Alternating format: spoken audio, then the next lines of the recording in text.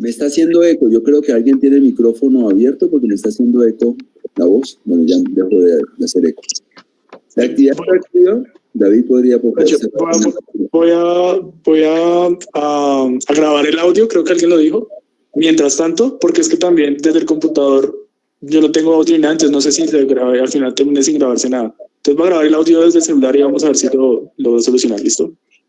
Bueno, entonces la actividad extractiva pues es una actividad de extracción, cosa que ha hecho la humanidad desde que está en esta tierra. El sector extractivo es un sector de la economía, así como está el sector industrial, manufacturero, por ejemplo, el textil, los que hacen muebles, los que hacen zapatos, lámparas, bombillos, tubos para canalizar las aguas o para canalizar, digamos, el petróleo, cables de cobre o como sea, para conducir la electricidad, y el sector de la administración, de los médicos, de la salud.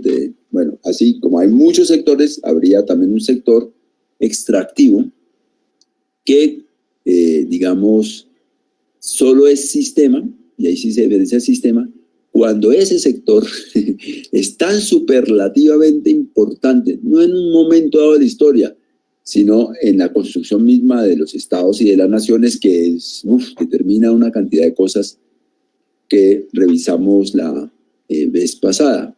Como, por ejemplo, por arbitrariamente decimos, si el 60% de lo que usted exporta es extractivismo, entonces usted ya es un sistema extractivo, porque es que eso va a determinar, que es la clase de hoy, vamos a ver una cantidad de cosas que determina desde el punto de vista económico, social e institucional, cuando se depende de esos grados, pues, de una actividad extractiva. Lo otro que dijimos la vez pasada es que el concepto de qué es extractivo, pues ha venido modificándose con la historia, ¿no es cierto? Que al principio era básicamente considerado era la minería. Entonces, extraer oro, extraer plata, extraer estaño, extraer cobre, y se amplió, digamos, a los hidrocarburos, entonces petróleo y gas, y la mentalidad dijo, no, pero es que eso también son plantaciones, no es que esté y que uno la coja, como el gas o el petróleo o el oro, o que la extraiga y la separe de la piedra, el oro, por ejemplo, ¿no? O del barro, ¿sí? Sino que eso es una producción donde se meten las máquinas o los bueyes o el trabajo humano, y hace grandes plantaciones. Entonces ya es como una extensión de que no solo es coger o separar algo que ya está ahí, sino que uno interviene mismo en la naturaleza. Pero esa intervención aplana la naturaleza, o sea, le quita su carácter sistémico, orgánico, plural, ¿sí? Biodiverso, biopaisaje, bioquímico, bio todo, ¿sí? De los ciclos que tiene, digamos, un bosque o una pradera, o las relaciones incluso entre bosque y pradera. Ya sabemos que el clima no es el clima en un sitio, sino que el clima es un sistema interconectado de climas, ¿no? Y que hace sistema. Entonces uno interviene eso, como les expliqué, y ojalá tengan esa experiencia emocional, civilizatoria y vivencial, de entrar alguna vez en un cultivo de flores, ¿sí? Entonces yo arraso completamente cualquier diversidad y adecuo la naturaleza para un solo fin, que es, en este caso, flores, pero puede ser banano, puede ser caucho, puede ser palma africana, palma aceitera, que llaman para sacar, digamos, el aceite, puede ser la soya, como en el sur dicen la soja, ¿sí? Entonces, las grandes plantaciones de monocultivo también se ha integrado al concepto de el sector extractivo. Minero, hidrocarburos, grandes plantaciones. Y hay una, digamos, cuarta dimensión del extractivismo que de las últimas décadas, que va hacia el hecho, digamos, que esa manera de tratar la relación entre hombre y naturaleza, donde la naturaleza es cosa, yacimiento, mono, por sus características, que no nos importa su carácter sistémico, orgánico, empático, biodiverso, sino una sola cosa para extraerla y de ella digamos, mercantilizarla o aislarla y ponerle a hacer funciones específicas a partir de esa cosa. Entonces lo que dice esta gente es, no solo eso que ha hecho el hombre con la naturaleza lo hace con eso llamado naturaleza fuera del hombre, sino con el hombre mismo. Nos estamos tratando nosotros mismos de manera extractiva. Nuestra cultura, nuestra religión, nuestra intimidad, nuestra biología, nuestros genes, nuestro ADN, y estamos privatizando, cosificando incluso el conocimiento, ¿no es cierto? Entonces, el ejemplo que daba, que aquí algo de escándalo ha habido en otros países, un poco más, en Brasil, en Perú, en Bolivia, en Ecuador, que llegan los europeos de las farmacéuticas y se meten en la selva y toman pruebas de sangre al indio, porque ¿cómo así que este indio no se enferma de ciertas cosas? O sí se enferma de tales cosas que los otros ya no se enferman, ¿sí? Tratar la biología, la sangre, el ADN, la vida, como un bien a extraer, digamos. Listo, eso fue lo de la clase pasada.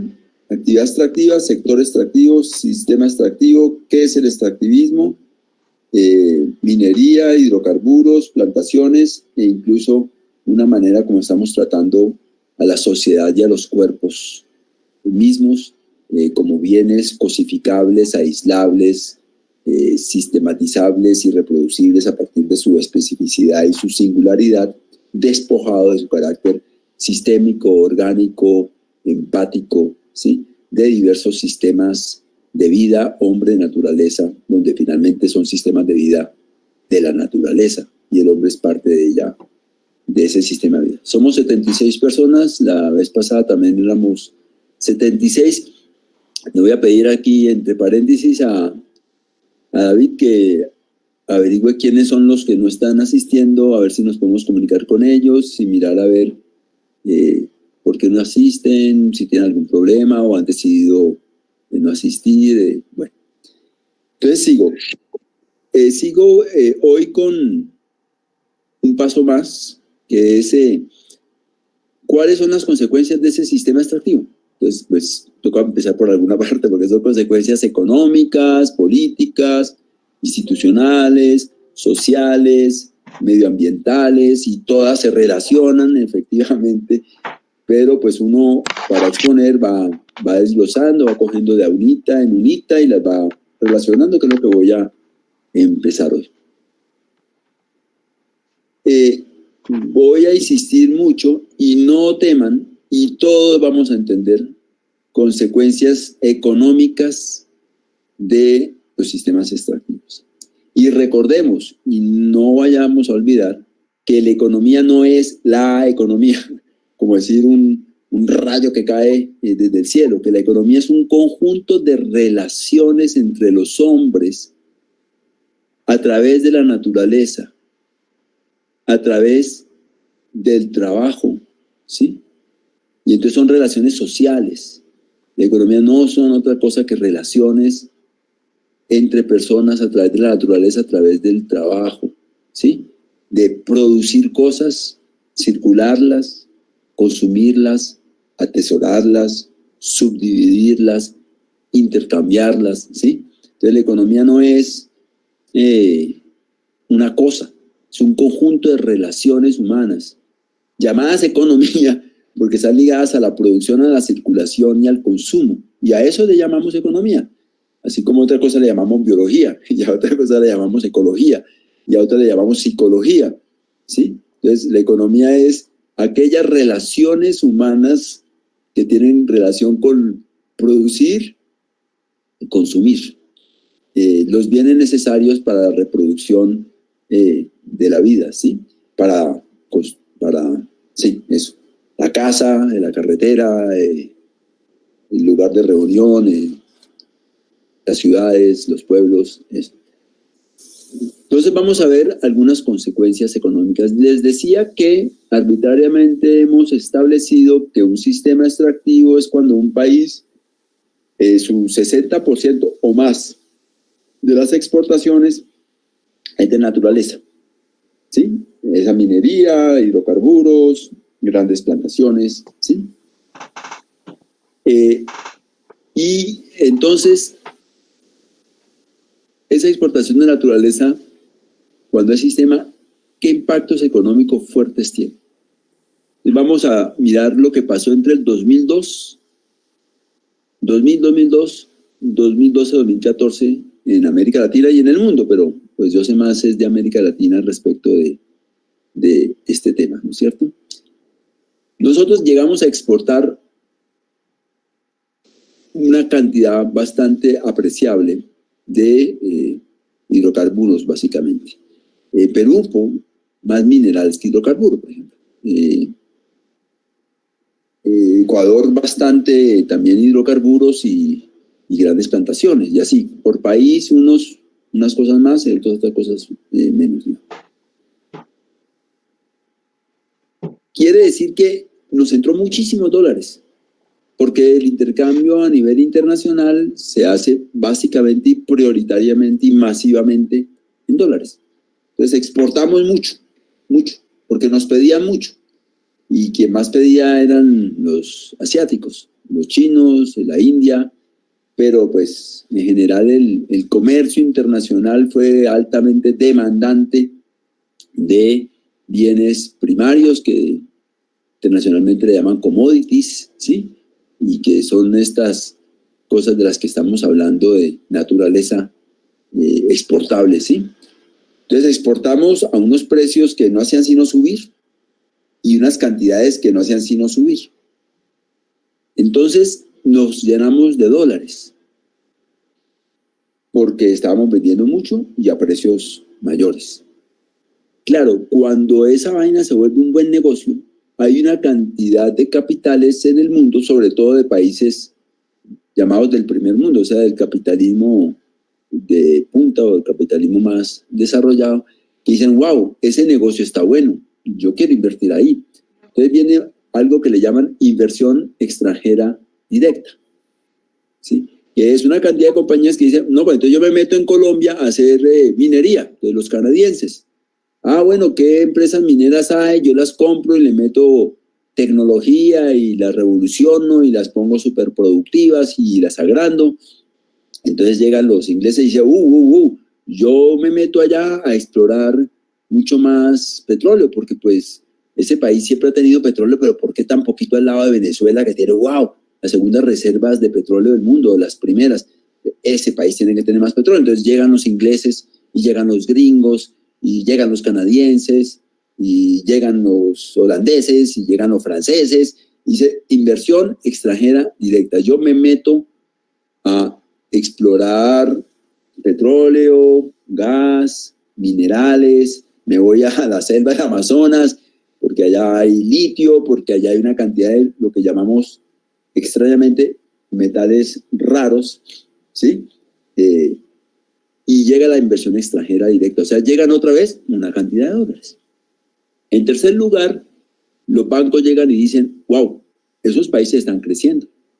Miren la cantidad de naturaleza que están exportando a precios que van subiendo, y además hay una cantidad de compañías importantes de las grandes multinacionales del mundo que se están yendo para allá a invertir. Entonces, ese país yo le presto plata, porque ese país, como está creciendo, tiene plata con qué pagarme. Por lo menos yo garantizo que está creciendo cada vez más, tiene cada vez más plata y además tiene bienes con los cuales puede respaldar un préstamo. Entonces yo le presto más plata. Entonces fíjense que ya son 3 vías por las cuales nos vamos llenando de plata. Suben los precios de los commodities o de los bienes primarios, de la naturaleza, ¿sí? A nivel internacional. Ya después explicaré por qué subió eso. En el momento asumamos que subieron y entonces Ecuador exporta más, Perú exporta más, Guatemala, Colombia, Nicaragua, Venezuela, todos los países de América Latina, crecimiento de exportación de naturaleza, desgastamos naturaleza, afectamos los ríos, lo que sea, los bosques, lo que sea, pero tenemos que aprovechar el cuarto de hora de la bonanza. En inglés le dicen boom, boom de los commodities. Podemos decir en castellano bonanza. Esa bonanza nos llena de dólares. Y entonces vienen las compañías multinacionales y dice, yo de esa fiesta no me pierdo. Entonces meten mucho billete, meten tecnología, meten compañía, meten tractores, meten ingenieros, meten tubos, meten conexiones a redes internacionales de tecnología, de finanzas y de circuitos de producción y de circulación para el consumo y para la transformación de esa naturaleza en otras cosas, en bienes con mucho mayor intervención de otros saberes, de otros conocimientos para hacer otro tipo de mercancías más sofisticadas. O sea, para volver barro, una vasija, ¿sí? Nosotros exportamos el barro, una vasija. Y en tercer lugar, el crédito. Exportaciones al alza, inversión extranjera directa al alza y mucho crédito externo. Nos llenamos de dólares. Primer punto, primero lo que hay que saber, primer principio de economía, ¿sí? Fíjense, todos entendimos, espero. ¿Alguien no entiende? En el chat diga, no entendí un carajo o no entendí esta partecita. Yo voy a repetir muchas veces lo mismo, como un lorito. Así que todos vamos a entender y no nos va a quedar grande esto. ¿Qué pasa cuando entra mucho dólar al país, a Colombia o a América Latina? ¿Sí? ¿Qué fue lo que ocurrió? Inflación, no espérese, Nicolás, tranquilo. ¿Sí? Que el dólar se pone barato. Se pone barato. Fíjese que ahorita está más de 4.000 pesos el dólar y en esa época llegó a estar por debajo, creo, de 1.800 pesos. Ahora están más del doble. Más del doble. En ese momento eran como 1.800 pesos por dólar. ¿Por qué hay mucho dólar? Porque estamos exportando mucho y nos entra. Nos están prestando mucha plata, nos entra. Y hay mucha inversión extranjera directa, nos entra. Hay mucho dólar en la economía. Entonces ese bien se pone barato. ¿Por qué se pone barato el dólar cuando hay muchos? ¿Y por qué se pone caro cuando hay pocos? Entonces, tenemos que hacer un ejemplo. Inflación, efectivamente. No, aquí no es inflación, porque el dólar se está poniendo barato. Si somos 10 personas que consumimos 10 camisas y tenemos, digamos, en economía 10 pesos, lo más probable es que la camisa tienda a costar un peso, ¿no es cierto? Somos 10 personas, hay 10 camisas y resulta que hay 20 pesos, hay el doble de plata. Entonces, esa plata se distribuye diferente en la economía. Yo tengo un poquito más que usted, es posible que yo tenga 2 pesos o 3 pesos y usted solo tenga 1 peso. Yo estoy dispuesto a pagar un poco más de plata por quedarme con más camisas. Quiere decir que cuando hay una diferencia grande entre cantidad de moneda y una cantidad estable de cantidad de productos, entonces ese producto tiende a valer más. Si no lo entendimos, lo vamos a repetir varias veces. Mucho mango. ¿Sí? En una cosecha de mango ni la tenaz. En cada esquina hay un carrito de señores con mangos. Pues la libra se pone barata, ¿sí? Y a uno le enciman mangos. Pero no hay cosecha, o la cosecha está acabándose. Hay mucho menos carritos de mango, ¿sí? Pero es posible que la misma cantidad de gente que quería comprar mango antes, ahora también quiera comprarla. Entonces están dispuestos, como hay menos, a pagar un poquito más con tal de poder satisfacer las ganas del mango, ¿sí? Entonces cuando hay mucho de un bien, puede llegar a abaratarse su costo. Cuando hay muy poquito, puede llegar a costar más, porque la gente está dispuesta a pagar un poco más por satisfacer su necesidad, su demanda, su capricho, o lo que sea, ¿no es cierto? Entonces, nos llenamos de dólares, porque subieron los precios de los metales, de los hidrocarburos, ¿sí? De los bienes de las plantaciones, porque hubo inversión extranjera directa y porque hubo crédito. Entonces, al haber mucho dólar, el dólar se puso barato. Listo. Entonces, vamos en 2 ideas. 1, nos llenamos de dólar. Dos, los dólares se pusieron baratos. Uno, nos llenamos de dólares porque exportamos, nos prestaron y llegó la inversión extranjera directa.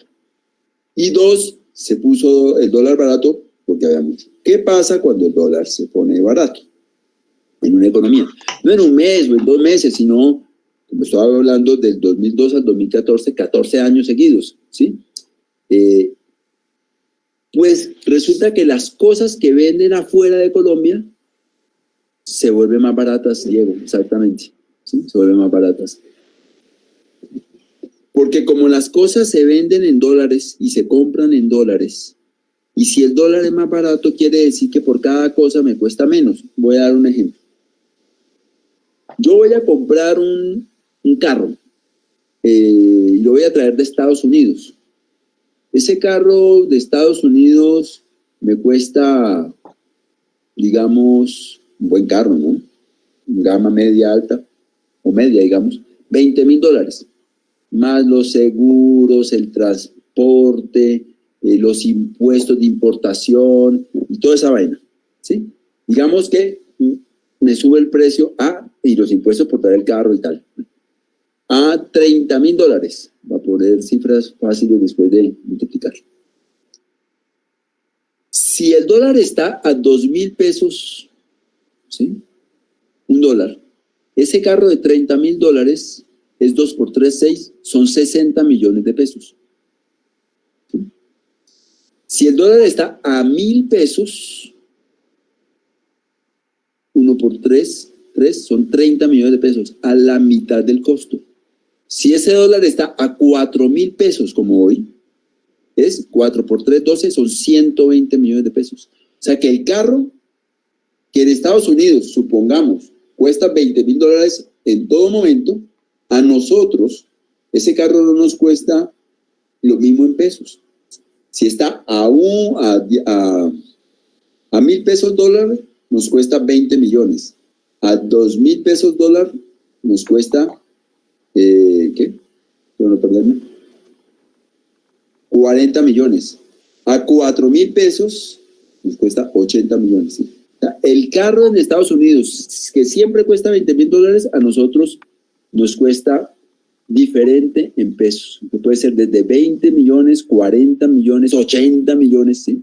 Entonces, ¿qué pasa cuando nos llenamos de dólares? Se pone más barato. Punto 3, ¿qué pasa cuando se pone más barato? Que las cosas de afuera resultan más baratas para nosotros en pesos. Que ese carro que podía, si cuesta 4,000 pesos el dólar, es 4 por 3, 12, 120 millones. Pero si está a 2,000, es 2 por 3, 6, son 60 millones, la mitad del costo. Nos podemos atraer carros. Y no solo carros, nos podemos atraer una cantidad de cosas del exterior porque están baratas. ¿Qué cosas? Vamos a traer maquinaria, obviamente.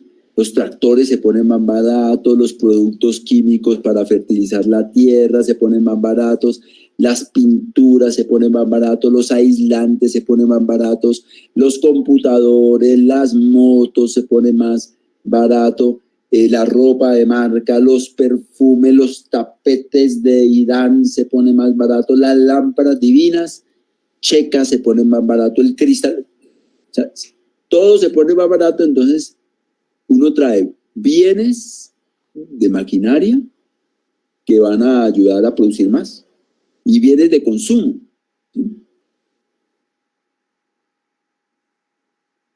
¿Qué pasó? Que nos empezamos a traer una cantidad de cosas que antes producíamos, porque afuera, primero pues lo afuera, lo no conocido y no sé qué, puede ser más chévere, pero porque hay posiblemente una calidad-precio mejor traerlo de afuera que la producción nacional. Pero incluso, así no necesariamente sea de mejor calidad, puede incluso ser mucho más barato importarlo que producirlo aquí adentro. Porque no ha cambiado el dólar, el carrito de $20,000 siguió costando $20,000. Lo que pasa es que puede multiplicarse por 2 o dividirse por 2 su precio en pesos. porque si es 4.000 pesos el dólar, ese carro de $30.000 son 120. Y si son 2.000, 2 por 3, 6 son 60, es la mitad, ¿sí?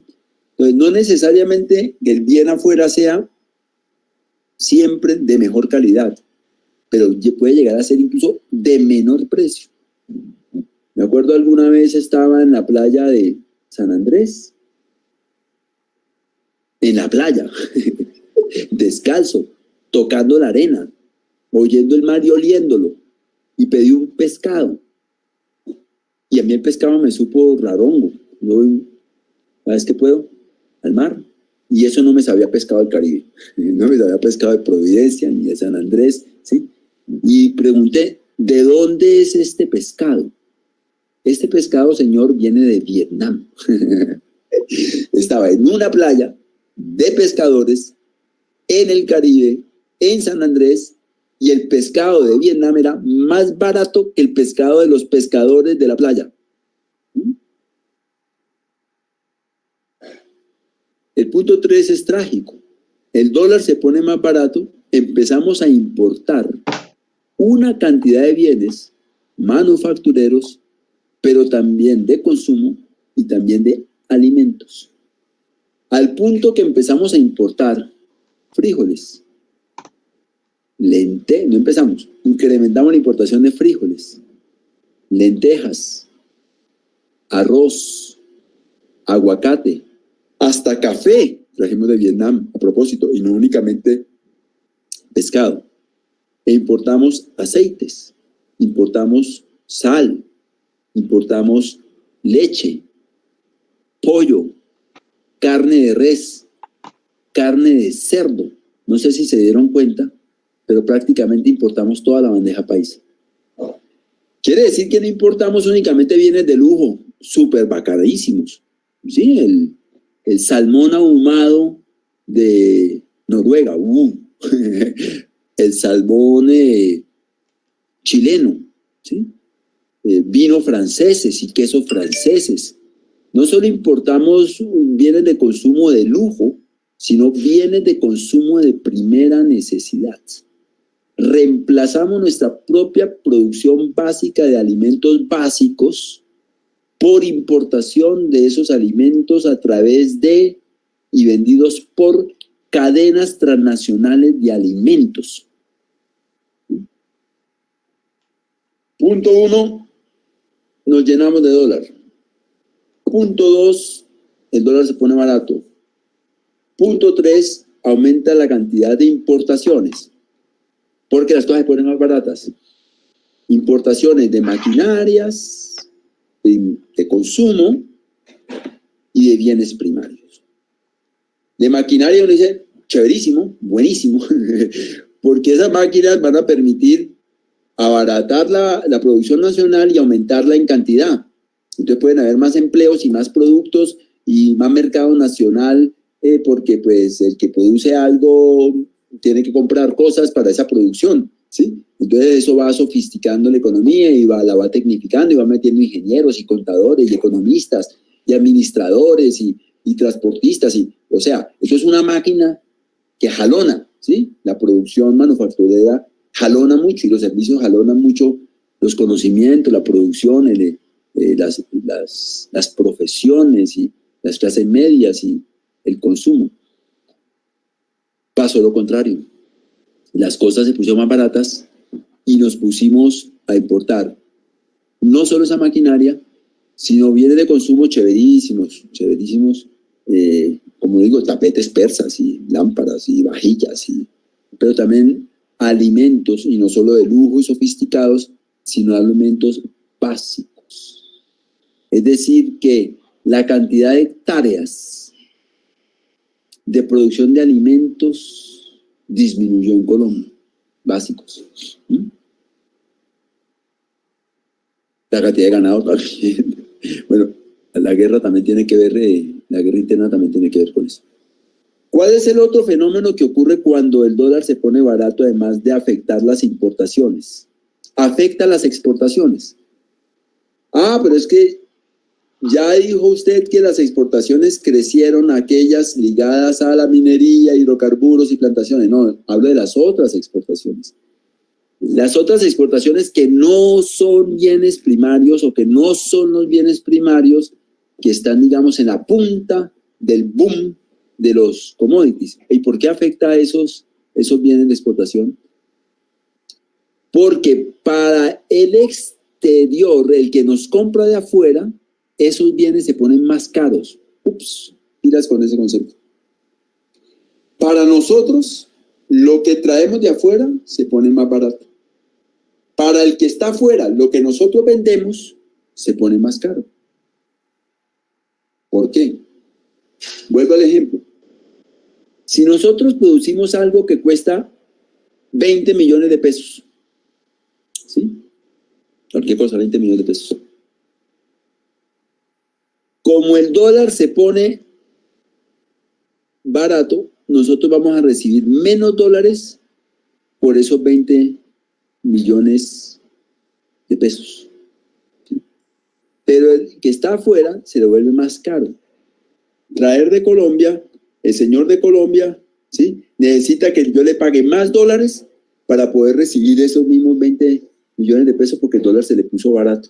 Entonces, para el que está afuera, lo que nosotros producimos se encareció. Entonces nos compra menos. Entonces, hay un efecto tanto en inflación como en exportación. Alcanzo a hablar, no alcanzo siempre a leer los comentarios que ustedes van poniendo, pero con medio ojo todavía medio alcanzo a mirar de vez en cuando. La idea económica es de tener reservas de moneda en el país. Estamos en el punto 3. Dólar barato es incentivar importaciones y desincentivar, ¿sí?, las exportaciones que no hacen parte del boom. Porque el que nos compra afuera, lo que nosotros le vendemos, se le hace cada vez más caro. Porque no es que nosotros lo que cuesta 20 millones lo quiero seguir vendiendo en 20. Lo que pasa es que para el que está afuera, eso es mucho más caro comprárnoslo. ¿Cuál es la consecuencia número 4? Primera consecuencia, nos llenamos de dólares. Segunda consecuencia, el dólar se pone barato. Tercera consecuencia, incentiva importaciones. Cuarta consecuencia, desincentiva exportaciones de los bienes que no hacen parte del boom o de la bonanza de la venta de naturaleza. La cuarta cosa que ocurre se llama, en la literatura tradicional en el mundo y en América Latina en particular, desindustrialización, desagriculturización. ¿Qué quiere decir eso? Quiere decir que lo que producíamos internamente deja de producirse porque lo traemos de afuera. Hay un efecto sustitutivo que lleva a la desindustrialización. Aquí una cantidad de bienes industriales dejan de producirse porque se traen de afuera. Y a la desagriculturización, porque una cantidad de bienes agropecuarios que producíamos dejan de producirse para traerse de afuera. Desindustrialización, desagriculturización. Es lo que en la economía en América Latina, desde la década del 60, 70 y 80, se viene llamando como un efecto de cambio estructural regresivo. ¿Sí? ¿Qué quiere decir eso? Que en economía, como son relaciones entre personas a través de la naturaleza, del trabajo, de la mercancía para producir, para transportar, para consumir, ¿sí? Hay cuestiones que generan un efecto de agrandar la cantidad de conocimiento, de transformación, de mercancías, de trabajos, de clases medias, de producción, que se pueden ir sofisticando y agrandando o se pueden ir achicando o se pueden ir especializando en unos sectores mientras que nosotros se quedan rezagando. Entonces, cuando se dice un cambio estructural regresivo es que nos reprimarizamos, perdimos sofisticación productiva. producimos menos bienes manufacturados y menos producción agropecuaria para el mercado interno y nos reprimarizamos, reducimos la sofisticación de productos que exportábamos, exportamos menos productos pero en mayor cantidad y a mejor precio. Entonces, ¡yujú!, todo el mundo se mete a eso, pero los otros, como no está buena la cosa, pues exportan menos y su producción nacional disminuye de manera considerable. Voy a poner un ejemplo, el ejemplo del sector textil. Yo perdí la cuenta de cuántas empresas textiles cerraron en los últimos 20 años o un poco menos, ¿sí? Perdí la cuenta. Porque traer ropa de fuera se puso baratísimo. Y traer tenis. Es que aquí había pues, no sé parte exactamente del textil, los tenis, pero había una empresa que llamaba Croydon. Y entonces Croydon hacía unos tenis y póngale usted que vendía el tenis a 60,000 pesos, 80,000 pesos, y de pronto empezaron a vender tenis de 20,000 pesos y de 30,000 pesos traído de la China. Se jodió. Cerró la empresa. A ver, no podía vender sino por lo menos al doble del precio. Y eso que venía de súper requete mega lejos. Pongan el costo de producción, más el costo de los partos, más el costo de la gasolina para traerlo aquí, más el costo de transportar dentro del país, más el costo de todos los intermediarios. Y aún así, con todos esos costos, esos tenis que venían de afuera venían a menos de la mitad del precio de lo que se producía en Colombia. Chao Croydon. Y como chao Croydon, chao cientos y miles de pequeños y medianos y grandes empresas textiles, ¿sí? Ropa de fuera a unos precios inconmensurablemente más baratos. Uno puede decir, ay, sí, pero no de la misma calidad. Algunos de mucho menor calidad y otros de igual calidad o hasta de mejor calidad. Se quebraron cientos y miles de empresas en una cantidad de sectores, entre ellos, por ejemplo, el textil. Entonces, en esta cuarta idea de lo que es un efecto económico de un sistema extractivo es el aumento de las importaciones sustituye la producción nacional por producción extranjera y genera un efecto de desindustrialización y de desagriculturización, ¿sí? Me resumo hasta ahora todo lo dicho. Punto 1, aumentan los dólares. ¿Por qué aumentan los dólares? Porque aumentan las exportaciones y su precio. ¿De qué? De los commodities, que son minerales, hidrocarburos, plantaciones. Punto 2, entonces el dólar se pone más barato porque hay muchos. Punto 3, entonces se incentiva importar porque lo de afuera se volvió más barato y se jode las exportaciones porque el que está afuera dice, oye, usted está pidiendo mucha plata, eso está muy caro. Punto 4, el efecto es desagriculturización, desagrarización. Eso ocurrió en todos los países de América Latina. En unos más que en otros, sí. Ya les había advertido, por ejemplo, el Perú exporta más minerales y no tanto hidrocarburos, igual que Chile. Pero que Colombia y Ecuador son más hidrocarburos que minerales, sí. Unos más que otros, Pero en todos los casos, el dólar se puso más barato. En todos los casos aumentó las importaciones. En todos los casos, las exportaciones de aquellas cosas que no eran parte del boom disminuyeron. En todos los casos, entonces, el sector manufacturero y agropecuario disminuyó su participación en el conjunto de la producción de esos países. ¿Quién ganó entonces? Paro por ahí, para dejar algo para el martes de quién ganó y para dónde fue la plata y quiénes son los perdedores y los ganadores. Quiero abrir ahorita un tiempo de preguntas, comentarios.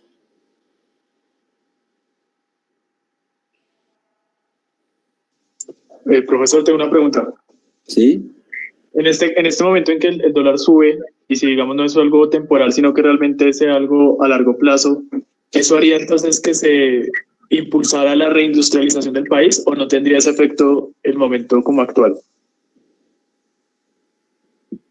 Si esa fuera la única variable,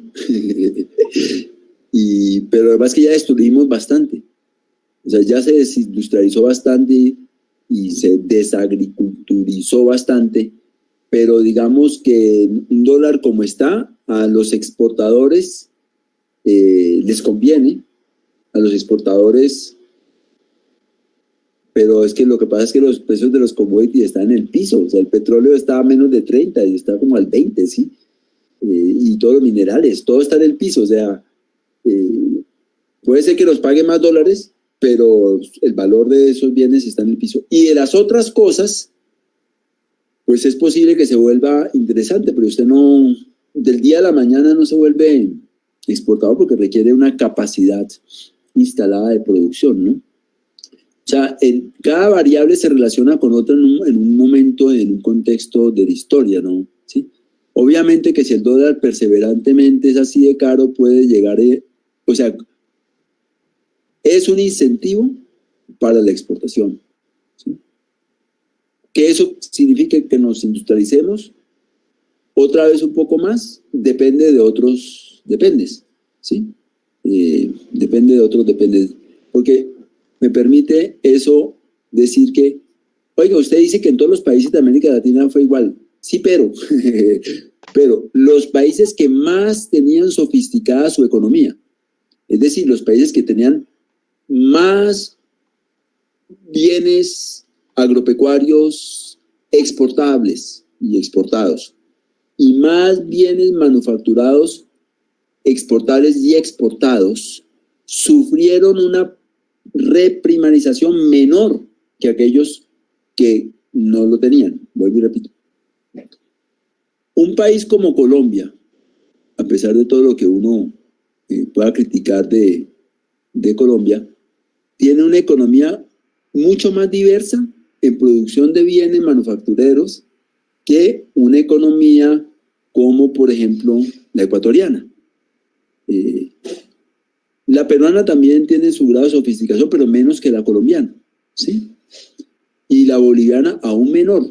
Es decir, que Colombia produce mucho más cantidad de cosas que exportables y que exporta, tanto agropecuarias como de manufactura respecto a Ecuador o respecto de Bolivia, ¿sí? Entonces, en los países que tenían menos diversidad, menos sofisticación, menos cambio estructural progresivo, ¿sí? Ahí les pegó muchísimo más duro la reprimarización.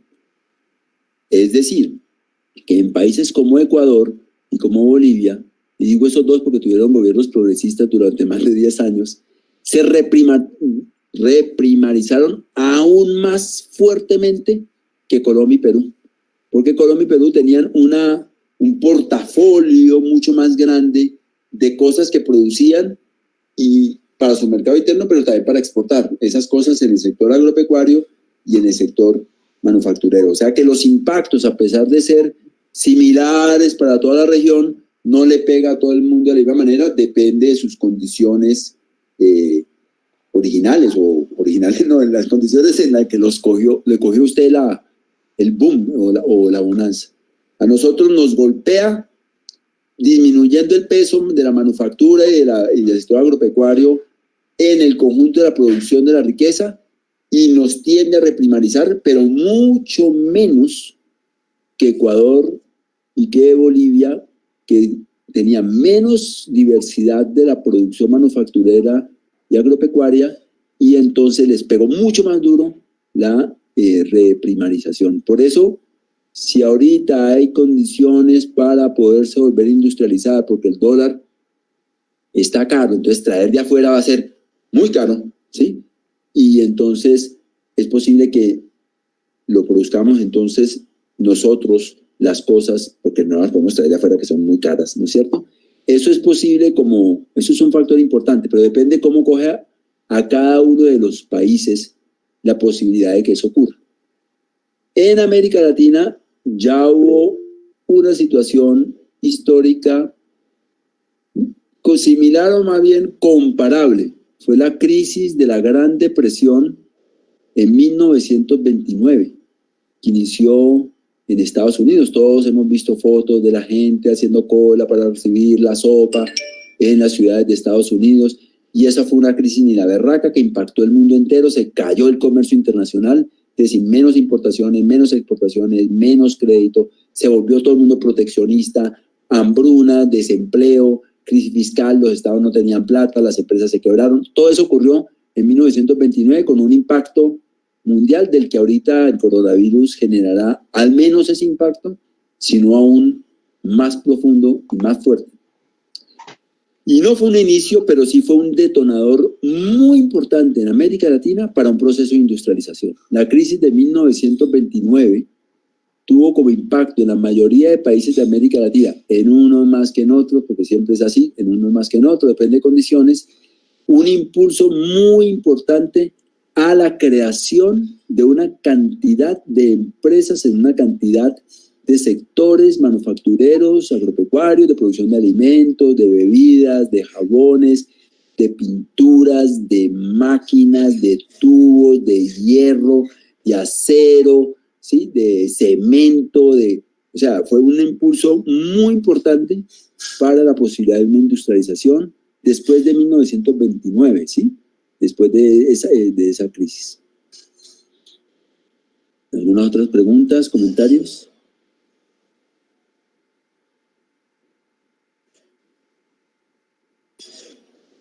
Hello. ¿Preguntas, comentarios? No, profe, todo bien, todo bien. ¿Todo bien, Arnold?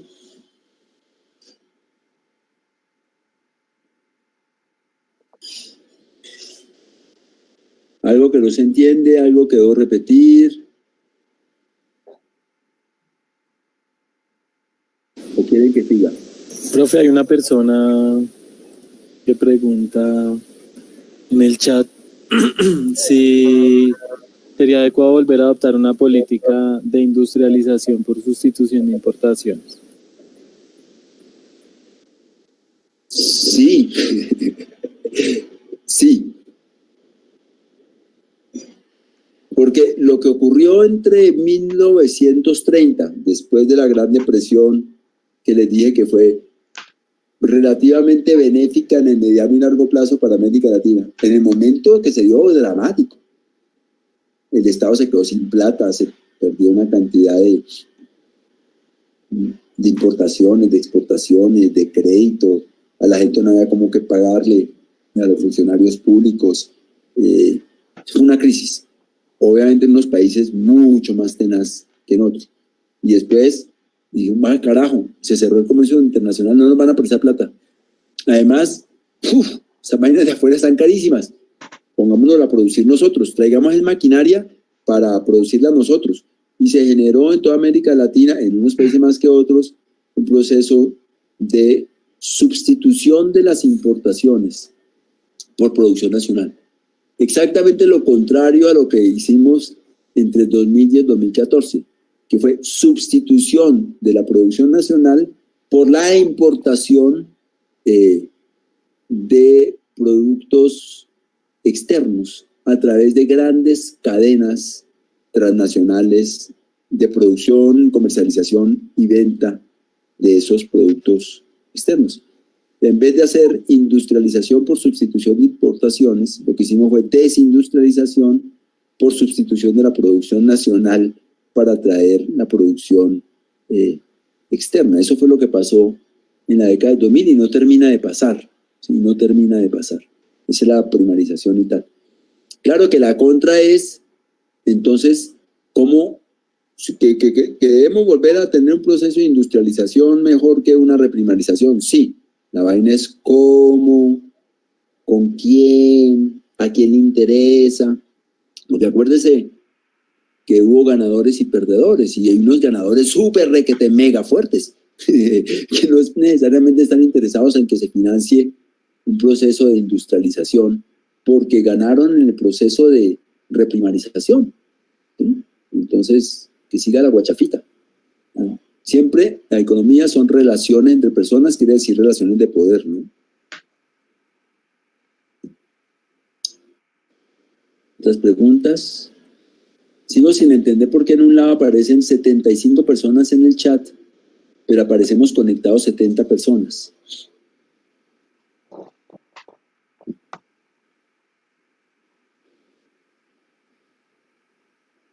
Lisette, Valentina. Profe, sucede que no entendí la parte de que nos llenamos de dólares gracias a las exportaciones.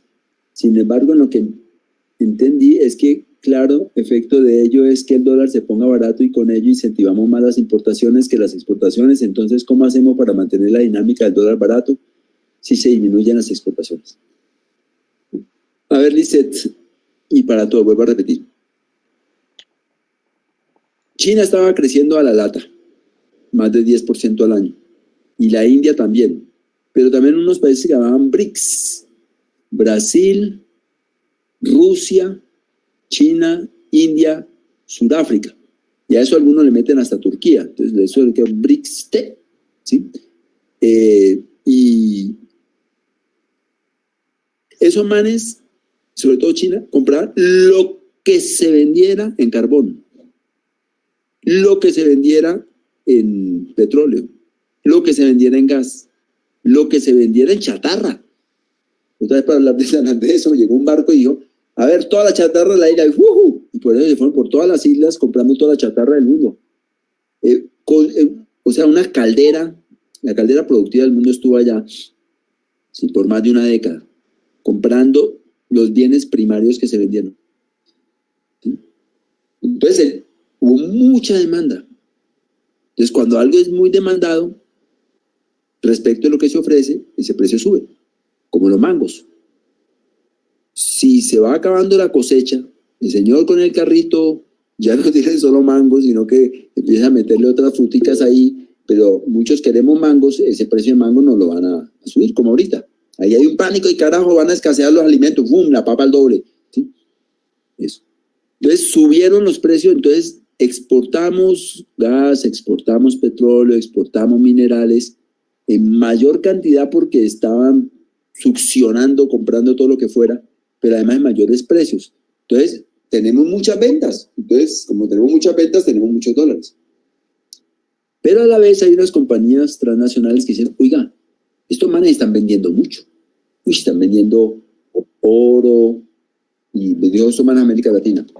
Plata, cobre, estaño, níquel, petróleo, gas. Ese negocio está muy bueno. Yo invierto allá. Entonces viene una cosa que llaman inversión extranjera directa y hacen más exploración y explotación de minas y compran empresas previas y meten billete de afuera para desarrollar ese sector que está creciendo porque está vendiendo mucho y porque está ganando mucho.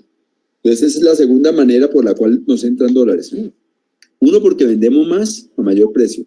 Y dos, porque entran más dólares de afuera a través de compañías transnacionales que quieren participar de esos negocios. ¿Sí? Y tercero, los bancos. Dice, ve, estos manes están creciendo, están vendiendo mucho, están haciendo mucha plata, está llegando mucha empresa internacional allá. Mire que llegaron los empresas brasileñas, empresas en Argentina, empresas chilenas, las transnacionales de América Latina, pero también llegaron los canadienses, los gringos, los holandeses, los alemanes, los ingleses. No llegaron, sino que llegó nueva plata de esos que ya estaban y otros llegaron nuevos. Entonces hay tres maneras fundamentales como entra mucho dólar durante la bonanza. Uno, porque vendemos más y a mayor precio. Dos, porque hay inversión extranjera directa. Tres, porque los bancos dicen, esos manes tienen plata, yo les presto. Y yo les presto porque yo sé que me van a pagar. Entonces llueve el crédito, y llueve el crédito generalmente a unas tasas no muy altas, porque como hay mucha plata, entonces la plata también, la moneda también tiene un precio, que es la tasa de interés, ¿sí? Entonces, como si hay mucha plata, pues entonces se presta barato. Cuando no hay tanta plata, se presta carísimo. O cuando usted está jodido, le prestan durísimo. A Venezuela le prestan, pero para quitarle la piel, ¿no? Y a Argentina también. Pero si usted es boyante, le prestan más barato. Entonces, son tres maneras dice, si entendiste, por la cual nos llenamos de dólares, porque vendimos más naturaleza, porque vinieron mucho más billete de las transnacionales a explotar todos esos negocios de venta de naturaleza y porque nos prestaron a manos abiertas más plata. Y por eso, nosotros yo creo que ya dices que lo entendiste. Entonces el dólar se puso barato, entonces como se puso barato, compramos más vainas de afuera y como las compramos de afuera, dejamos de producirla aquí adentro. Y después ahorita, hijo de pucha, que el dólar se pone caro, a carajo, no la producimos. Las tenemos que traer miércoles, están mucho más caras. Entonces puede pasar, pero no rápidamente, lo que advierte David. Pues como están más caras, nos va a tocar volver a producirlas adentro. Pero mientras tanto, se generan unos problemas sociales de hambre, de producción y bastante importantes, ¿sí? Porque dejamos de producir lo que producíamos antes y porque lo traíamos barato, pero ahorita nos toca traerlo es caro, pero tenemos menos plata que antes, porque los commodities bajonearon de precio, porque el petróleo pasó de $140 y ahorita está menos de 30. 3 por 4, 12. Está como al 20% de lo que estuvo. Y está entrando muchísimo menos plata. Entonces la inversión extranjera dice, no, yo cómo voy a meter en ese negocio, eso está muy malo. Entonces se va. Y los bancos dicen, prestarle, ¿usted con qué me va a pagar? Yo le presto, pero más caro, ¿no es cierto? Entonces nos quedamos jodidos. Es como una resaca cuando uno está en la rumba y cada trago le da uno más sed y le sabe aún más rico. Y entonces, y venga, y el ron y el aguardiente y lo pasamos con cerveza y al otro día una resaca. Eso, después de que pasa la bonanza viene una resaca impresionante, ¿sí? Porque no solo tenemos dolor de cabeza, sino que ya no tenemos comida, ni plata, ni bebida y el apartamento está vuelto nada. Eso pasa después de las bonanzas. Desindustrialización, desagrarización. Dejamos de producir lo que producíamos por traerlo de afuera y ahorita para traerlos nos cuesta mucho más caro. En el mediano plazo puede ser positivo, podría ser positivo, como pregunta David, como podría no, todo dependerá de varios dependes. ¿A qué año se refiere lo que está hablando el profe? Me refiero a la bonanza del 2000 al 2014, que llamaron el boom de los commodities o la bonanza, digamos, de la venta de naturaleza. Dicen el pensamiento crítico latinoamericano, hablan esos términos, y otros dicen la bonanza de la venta de materias primas. ¿Qué es una materia prima? Hombre, pues vender petróleo en vez de vender gasolina, ¿sí? Como digo yo, vender barro en vez de vender la vasija. Son bienes primarios con muy poca intervención, con muy poca modificación, que van a los países generalmente que están desarrollando sus manufacturas como la materia prima para desarrollar manufacturas.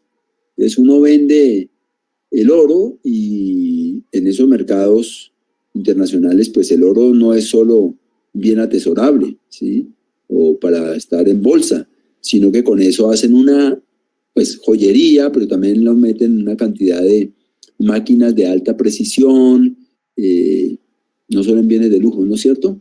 Por el carácter maleable del oro y eso. Y nosotros vendemos el barro a quien lo transforma y hace N productos con ello, como por ejemplo el petróleo. Es bueno que se metan, ¿qué se produce con el petróleo? Ahorita después de que termine la clase, y verán cientos y miles de cosas diferentes. Somos la civilización de la energía fósil. Nosotros no producimos cientos y miles, producimos petróleo y lo vendemos. Entonces, eso es lo que llaman bienes primarios o commodities o vender naturaleza sin transformarla, sin valor agregado, por lo tanto, con menos desarrollo de conocimientos de ingenieros, contadores, economistas, etcétera, ¿sí? Así que hace unas economías primarias, es sociedades con menos sofisticadas, menos desarrolladas, más reprimarizadas, más jerarquizadas, con menos diversidad de sectores productivos. Y los años hablando son 2000, 2014. ¿Por qué escogí esos años? Porque estamos en el capítulo de cuáles son los impactos de un sistema extractivo y tomamos el ejemplo de la bonanza extractiva del 2000 al 2014 para mirar los impactos económicos y después miraremos los impactos políticos, sociales, institucionales, culturales, medioambientales de esos sistemas en su bonanza y en su crisis.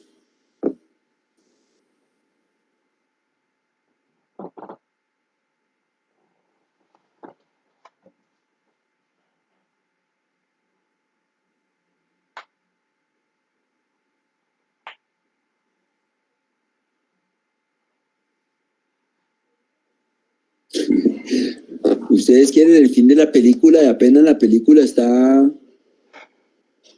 entró el galán que creíamos iba a seducir a la chica y le acaba de pegar 3 tiros. Y ya quieren saber cómo termina la película, ¿no? Apenas está empezando. No lo digo porque Nicolás dice, bueno, y entonces ¿cómo revertimos todo esto de una vez? Pásela. Por lo menos vamos dejando algunas cosas que creo yo van a ser importantes para definir entonces qué hacer, ¿sí? No se puede romper la dependencia mientras seamos exportadores de naturaleza. Exportar naturaleza sí, pero como sector económico. Pero si es sistema, quiere decir que dependemos fundamentalmente del billete que tenemos, de las relaciones internacionales, de la ciencia y tecnología, de la configuración del espacio, de los principales grupos de poder. Dependemos de exportar naturaleza, ¿sí? La dependencia, la volatilidad, la inestabilidad, no se puede romper. O sea, variables fundamentales que hacen que América Latina siga siendo un jugador dependiente en el comercio internacional, variable fundamental en el centro, como una estaca ahí clavada, está el hecho de la dependencia de sistemas extractivos. De izquierda, derecha, centro, indigenistas, religiosos, ateos, no importa quién gobierne. La historia de América Latina es que no importa quién gobierne, mientras que nosotros seamos exportadores de materias primas con poca sofisticación y transformación, seguiremos estando a la cola, digamos, de fenómenos inmanejables dependientes del comercio internacional. Por lo tanto, toda alternativa tiene ahí una estaca que quitar, ¿sí? Para revivir las posibilidades de procesos más autónomos, digamos, en el mundo. ¿Alguien iba a hablar, creo? Profe. Sí. Pues teniendo en cuenta lo de que un país no puede ser totalmente industrializado, dejar de depender de, por decirlo así, Estados Unidos, pues técnicamente ese planteamiento que será Mercosur o de generar un bloqueo totalmente suramericano, latinoamericano, de importación de materias primas.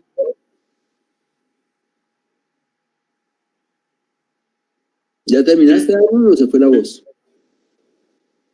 Creo que se...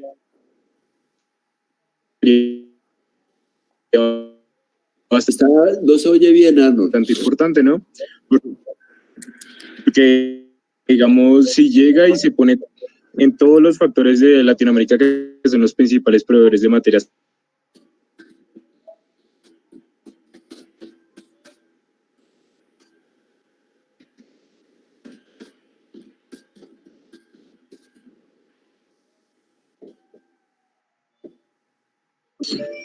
A Arnold no se le está entendiendo. No sé si habló me parece al principio, lo único que entendí es la perspectiva latinoamericana, que es una segunda gran estaca de la que poco nos damos cuenta, ¿no? Cada cual por lo suyo. Cada cual venda contra el vecino, ¿sí? Y no hay una perspectiva regional. Los ensayos han sido tímidos, la verdad, a través de la historia de América Latina. tímidos, como para integrar mercados y decir, a ver, si todos vendemos lo mismo, pues lo que vamos a hacer es bajar el precio internacional y pisarnos las mangueras. ¿Cómo hacemos para distribuirnos la producción? ¿Cómo hacemos para que lo que usted produzca y yo produzca pueda generar un tercer producto porque nos encadenamos y sumamos y sacamos derivados de lo que usted sabe hacer y lo que yo puedo hacer? ¿Cómo hacemos para meter plata juntos? Usted tiene un poquito, yo tengo un poquito, pero no es suficiente. Pero 2 poquitos ya es más. Entonces, con 2 poquitos tomamos un préstamo y desarrollamos juntos unas cadenas productivas y de comercialización. ¿Qué es lo que ha hecho Europa? ¿Sí? América Latina no. La verdad, muy pocón, muy apocado, de poca dimensión. Es más bien cada uno compita contra el vecino vendiendo lo mismo, pero muy poco proyecto de integración de los sistemas productivos, de las fuentes financieras para, digamos, desarrollar cadenas productivas con lo que ya se tiene, o nuevos productos y nuevos mercados para unificar aranceles, para unificar, digamos, requisitos de inversión extranjera directa. No hay posibilidad solos y hay muy poca liderazgo colectivo latinoamericano como bloque y como región. Eso se mueve, pero no, son más bloques políticos para decir levanten el embargo a Cuba o pongan embargo a Cuba, denle en la cabeza a Maduro o respeten a Maduro. Colombia viola los derechos humanos. ¿Cómo se le ocurre? Colombia no viola los derechos humanos. Entonces son más bloques pro gringos contra gringos que bloques reales de estrategias colectivas de integrar procesos de desarrollo a escala latinoamericana. Esa es otra estaca. La primera estaca es que mientras que seamos dependientes de los sistemas extractivos, no hay soberanía latinoamericana posible en el manejo de los procesos de desarrollo. Y la segunda estaca es que con ese grado de dispersión y poco sentido regional del desarrollo, presa fácil, incompetencia interna. Se corta. ¿Quién se corta, Jonathan? ¿Yo o Arnold? ¿Me están oyendo bien, chicos? Si alguien oye bien, ¿me dice? Sí se oye bien, ok. Es que no quiero avanzar demasiados contenidos porque ya les dije demasiadas cosas en cada clase, ¿no? Sino que vamos poco a poco, que puedan preguntar, volver sobre los asuntos. Voy a ir cerrando, repitiendo como Lora hasta, si se cansa mucho que yo repita, pues me lo van diciendo. Ya, gracias, profe, ya se entendió. 1 es una actividad extractiva. Otra cosa es un sector extractivo. Otra cosa es un sistema extractivo. Los sistemas extractivos están compuestos, digamos, se generan cuando las características básicas del desarrollo de un país dependen del sector extractivo. Cuando no es un sector más que contribuye al desarrollo de muchos otros sectores, sino que prácticamente es la gallina de los huevos de oro. Colombia vivió en la colonia sus excedentes de vender oro. En los primeros 50 años de independencia no vendíamos nada, eso quedó devastado, una pobreza ni la berraca, eso se quebraron los terratenientes, el ejército, el Estado no tenía plata, eso. Bueno, ya en la segunda mitad del siglo XIX volvió auge el oro, después el tabaco, la quina, el añil, el caucho, y al final del siglo XIX llegó el café y después el petróleo, y a la vuelta del siglo XX, una muy bonita canción de la época del 70 decía, café y petróleo, brisa del mar. O sea, el 80% o más de lo que vendíamos era café y petróleo. Eso es un sistema extractivo. 2 productos y para de contar, ¿sí? Eso es un sistema extractivo. Cuando su riqueza fundamental de producción excedente son vender 1 o 2 productos de bienes naturales con muy poca intervención. Entonces, una cosa es actividad, otra es sector, otra es sistema, y el sistema es cuando dependes mucho de un par de productos, o 2, o 3, o 4 bienes naturales, ¿sí? Estamos en el momento de, entonces, ¿cuáles son grandes impactos? ¿Cómo conforma nuestra realidad un sistema extractivo? Entonces empecé por consecuencias económicas o efectos económicos del boom o del auge de los bienes primarios exportables entre el año 2000 y 2014. Y empecé por los económicos. Vamos a pasar después advirtiendo que lo económico no es económico, sino que son relaciones sociales entre personas a través de la naturaleza, el trabajo, el transegar y el consumo, a impactos institucionales, sociales, políticos, medioambientales. ¿Qué pasó después del boom? ¿En qué estamos? ¿Y para dónde vamos? Eso ha sido lo de hoy. ¿Preguntas, comentarios?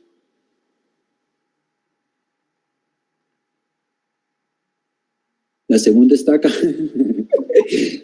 La primera estaca por la cual América Latina no logra del todo ser autónoma e independiente, unos países más jodidos o más dependientes que otros, es los sistemas extractivos. Vivimos de vender naturaleza no intervenida, no de vender pintura, no de vender todos los derivados del petróleo, sino de vender petróleo. No de todos los derivados del cobre, sino vender el cobre. O sea, no todas las cosas que uno puede hacer con el cobre, sino vender el cobre, y el otro hace las cosas, ¿sí? Que vendemos hierro en vez de vender todos los productos que saca el hierro, que son una cantidad para la construcción, para los puertos, para los carros, para los aviones, para las carreteras, para los edificios. Entonces nosotros tendemos más producir hierro, vendemos e importamos el bien, ¿sí? Eso es primarización. El problema no es, o sea, el problema es vender naturaleza y no naturaleza intervenida en una cantidad de productos. Entonces, la primera estaca es, mientras que eso no se rompa, no pasemos del sistema extractivo al sector extractivo que impulsa una cantidad de otros sectores, no puede haber realmente mayores grados de autonomía y soberanía en el manejo de los modelos de desarrollo del país. Y la segunda estaca es el individualismo o el localismo latinoamericano, y es las dificultades, la poca fuerza, el poco interés de los procesos de integración regional latinoamericana para decir, hombre, si todos estamos produciendo los mismos minerales, pues nos jodimos, porque nos empezamos a competir entre nosotros a ver quién le baja más los impuestos a la multinacional para que invierta en mi país y no en el suyo. ¿Quién le afloja más los controles ambientales para decir, ya molesta mucho en el medio ambiente? No, yo no le molesto. ¿Quién le da más duro a los movimientos sociales para que no molesten con sus consultas previas en los proyectos mineros? Eso es lo que pasa. América Latina, cada una compite contra el otro, entonces cada una tiene que echar para atrás lo máximo que puede los controles ambientales, los derechos étnicos de campesinos y de pueblerinos, para que no vayan a entrabar las condiciones de producción para ser atractivo, para que venga el capital externo. Esa es la segunda estaca. La segunda estaca es que no nos comportamos como región para decir, a ver, distribuyámonos lo que producimos, juntemos lo que producimos, hagamos cadenas. Si yo tengo una platica, usted tiene una platica, el otro tiene una platica, cada uno con esa platica no hace gran sofisticación, pero si juntamos todas las tres platicas, es posible entonces que podamos jalonar sofisticación, ciencia, tecnología y derivados de las cosas que naturalmente tenemos por estar en la tierra que tenemos. La segunda estaca es la falta de visión regional en los modelos de desarrollo, que tienen mucha relación con la dependencia de los sistemas extractivos. Esa es la segunda estaca, César. Ana y Jaime, Tito, Ana y Jaime fueron los cantantes, muy bonita la canción. Café y petróleo, brisa del mar.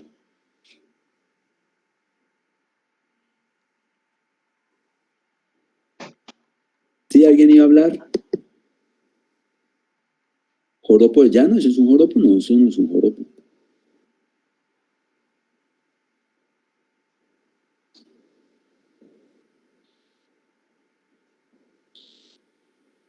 ¿Alguna pregunta más, chicos?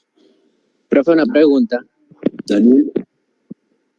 Profe, ¿usted qué piensa de lo que dicen, digamos, los pueblos indígenas de cultivar sus propias semillas, de rescatar sus raíces, de rescatar toda esa producción que en algún momento fue como una producción sostenible y que pueden ayudar al desarrollo de un país? ¿Usted qué piensa sobre eso? Indígenas y no solo indígenas, campesinos. Una de las cosas que está pasando con esto de la globalización de las cadenas alimenticias es que hay 4 grandes corporaciones que controlan más del 80% de las semillas que se producen y se intercambian y se venden en el mundo. ¿Sí? Entonces, lindísimo, ojalá haya un grupo que trabaje lo de la red internacional de semillas libres, ¿sí? Porque es la posibilidad de defender soberanía alimentaria. Porque la tendencia actual es que hay unas grandes cadenas que dicen yo produzco la semilla y a mí la tienen que comprar. Resulta que mi semilla, ¿sí?, viene con este paquete tecnológico. Si usted quiere que no le dé la plaga A, B, C, D, entonces me tiene que comprar, además de la semilla, el paquete tecnológico antiplaguicida A, B, C, D. Pero además el fertilizante JKL, M, ¿sí? Y además, esa planta que usted va a sembrar, después no saca semilla, es una híbrida. Me tiene que volver a comprar la semilla con todo el paquete, ¿sí? Esa es la realidad. La realidad es pasos crecientes al control de la vida por unas grandes corporaciones, ¿sí?, que pues no creo que su principal interés sea hacernos cosquillas y la defensa de la vida, sino encadenar a la población del mundo hacia la compra de la semilla con el paquete tecnológico que está detrás de ella. Después hay una cantidad de debates, ¿no? Que las semillas esas no son tan buenas ni tan productivas como las naturales, que además que sí que le dan plagas, como así que no le dan plagas, que joden la berraca tierra y la vuelven infértil, entonces uno tiene que meterle cada año más y más y más fertilizante para mantener artificialmente esa tierra en capacidad de producción y que al final ni siquiera con todo ese paquete de fertilizante, entonces se jodió la tierra y tocó abandonarla. Todo eso es cierto, todo eso está en internet, se puede documentar. Algunas cosas son, digamos, más graves que otras, pero efectivamente hay una resistencia y parte de la resistencia de la soberanía se ha vuelto tan fundamental esa vaina y también tan poquito abstracta que ya toma el campo de las semillas, de la producción de la comida. Ya en muchos países, por ejemplo en Colombia, hay casos en que la autoridad ha intervenido para declarar ilegal, delincuencial, criminal, gente que produce su propia semilla, intercambia su propia semilla y siembra su propia semilla. El caso está también en internet, a quien interese. Los videos de esa familia que por generaciones había cultivado arroz y le cayeron encima, le comenzaron todo el arroz y se lo enterraron, se lo quemaron y los estaban encanando que porque eran unos delincuentes, que porque ese arroz no tenía la patente del ministerio o de quien corresponda y que esas patentes pues las tiene Monsanto y si usted no, digamos, no recibe la bendición del Estado, usted no puede tener la libertad de comercializar su propia semilla. A ese grado de privatización de la naturaleza y el conocimiento hemos llegado, que es esto lo viene, es una absoluta locura, ¿no? Es un despropósito. Entonces, claro, indígenas sí, pero no son indígenas, campesinos y pueblerinos. Hay mucho conocimiento social, mucha ciencia, tecnología en los agricultores, en las familias, en el que está ahí trabajando la tierra y sabe qué planta combinar con qué, cómo humedecer. Ay, pucha, se me fue la mano en la humedad, entonces trae este hongo, ¿qué combate el hongo? Ese conocimiento existe, ese conocimiento es parte de la soberanía alimentaria.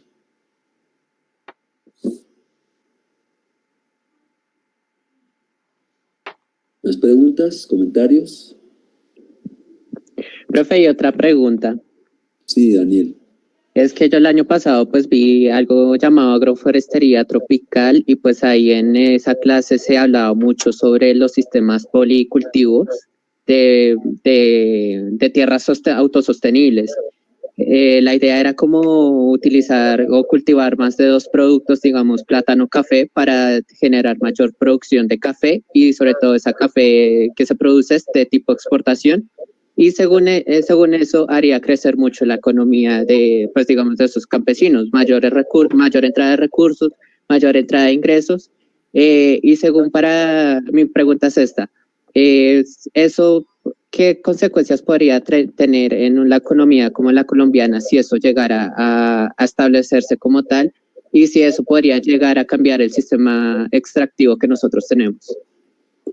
No, generalmente, o sea, en la historia nuestra el café se combina con los plátanos en muchas regiones, ¿no?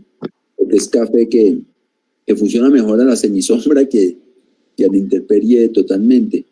Digamos, desde el punto de vista de la biología, aunque yo no soy biólogo, ni economista, por cierto, sino filósofo, o estudié filosofía, es que cuando tienes muchos productos en la propia finca, eso genera un control biológico natural.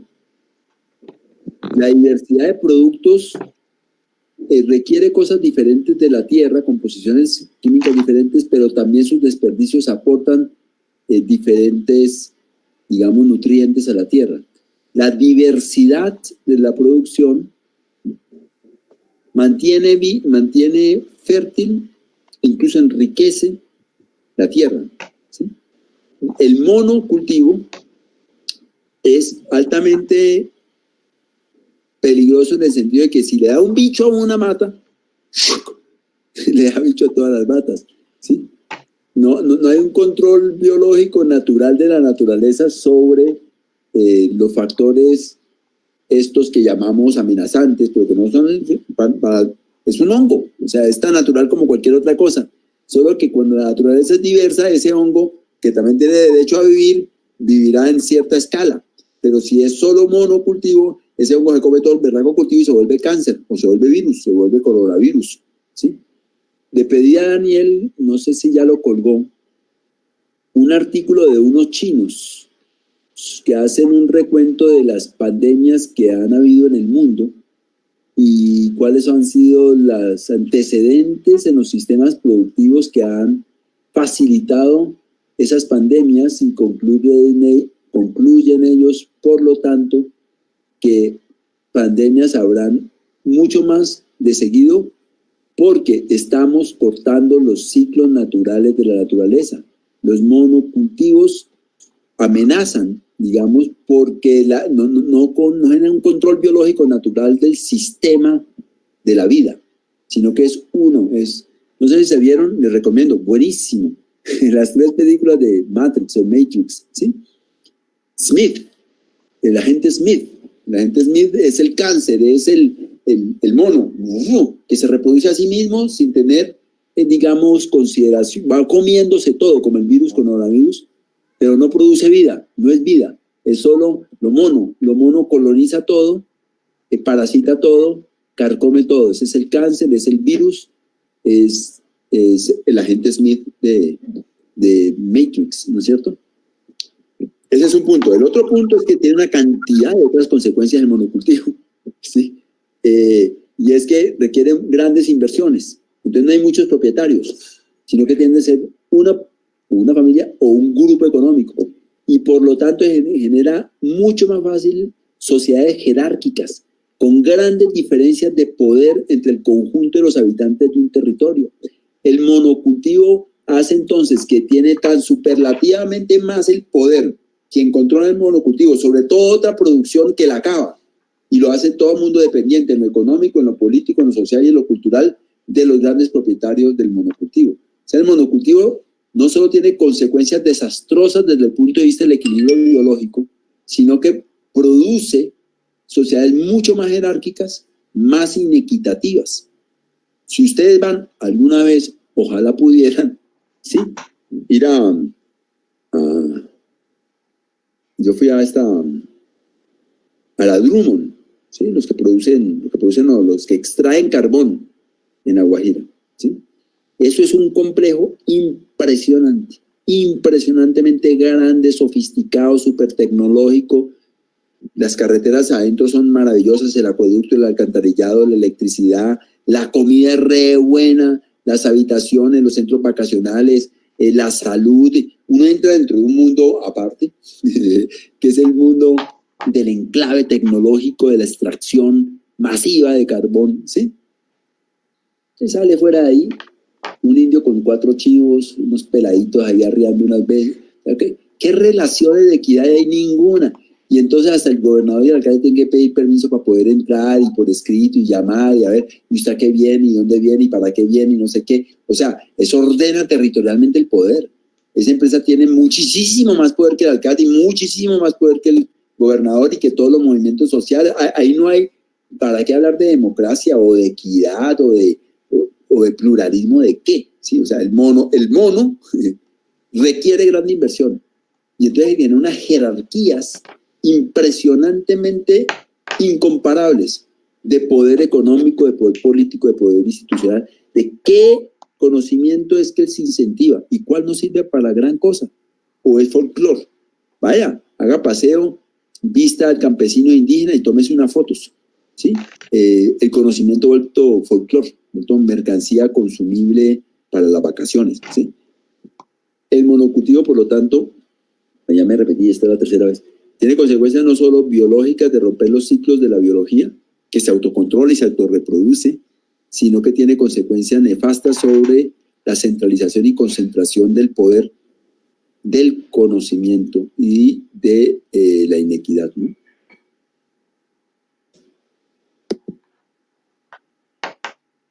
Una última pregunta o comentario. Profe, antes de terminar, bueno, no sé si dice antes de terminar, pero les iba a decir que el artículo del que estaba hablando está en la carpeta. Hay una carpeta que se llama como artículos y videos de interés, algo así. Y hay un documento en Drive, un documento de Word Drive, donde está el link y está el título. Entonces ahí, si lo quieren revisar, ahí está pues, el link para que lo busquen. Es muy bueno, se lo recomiendo. De unos chinos que dicen, no, cada vez que hubo pandemia esto fue antecedido. Despojamos a los campesinos, hicimos monocultivo, metimos a la gente en unos barrios como bestias, todos entasados, todos encima de unos de los otros, en condiciones de insalubridad. ¿Y qué vino después? La pandemia. Entonces, miren Inglaterra, miren Estados Unidos, mira aquí, mira allá, y mira ahorita, Wuhan, 11 millones de habitantes, centro industrial, hacinamiento de animales, todos animales encima del otro, sin control biológico, y la gente igualmente entasadas como raticas, viviendo todos encima de otro, con sistemas de salud re malos. Aquí está la pandemia. Sí, muy bueno, muy aleccionador. Yo creo que es de lo mejor que he leído en estas semanas. Chicos, les agradezco por seguir conectados. Acuérdense, Daniel, por favor, averiguar, fuimos 76 personas. ¿Quiénes son los que la vez pasada y esta Ahorita. Pero no, me está hablando David. ¿Cómo? Que me dijo Daniel, pero sí, yo no. Bueno, a mí también me dicen Diego.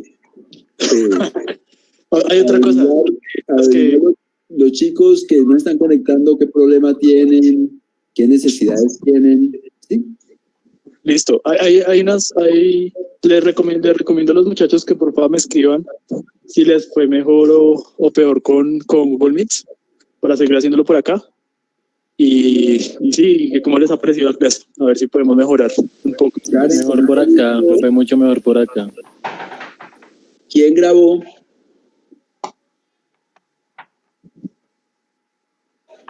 Acuérdese el que haya grabado, cuadrar con David Daniel, para colgarlo, ¿sí? Sí. Bueno, listo. ¿Hoy es jueves? Hoy es jueves. Ya no sé cuándo es jueves, cuándo es domingo. Nos vemos el próximo martes. Buen fin de semana, consiéntanse mucho. Listo, profe, muchas gracias. Con gusto, Carlos. Bueno, chao. Chao. Gracias, profe. Con gusto.